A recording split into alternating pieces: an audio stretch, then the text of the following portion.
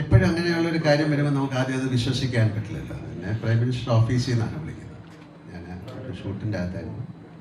അപ്പോൾ അവർക്കിത് പറഞ്ഞ് ഓക്കെ ആണോ എന്ന് ചോദിക്കണം അല്ലേ, നമുക്കത് ആ കൺസെൻറ്റ് കിട്ടിയാലേ അവർക്ക് അനൗൺസ് ചെയ്യാൻ പറ്റില്ല. അപ്പോൾ അത് ആദ്യം നമുക്കത് നമ്മൾ സ്വപ്നത്തിൽ പോലും ചിന്തിക്കാത്തൊരു കാര്യമാണല്ലോ അല്ലേ, ഒരു വൈൽഡ് ഡ്രീമിൽ പോലും അല്ലേ, ഇൻസെയിൻ ഡ്രീം നമ്മൾ കാണുന്ന ഒരു സ്വപ്നത്തിൽ പോലും ഇല്ലാത്തൊരു കാര്യം സംഭവിക്കുമ്പോൾ ഉണ്ടാകുന്നൊരു എന്താ പറയുന്നത്, അതിനൊരു ആ ഒരു മൊമെൻ്റ് എന്ന് പറയുന്നത് പിന്നെ നമുക്ക് നിർവചിക്കാൻ പറ്റില്ല. എന്നാലും ഒരു സത്യമാണോ അല്ലയോ എന്ന് നമ്മൾ ചിന്തിച്ചു പോകുന്നൊരു മൊമെൻ്റാണ്.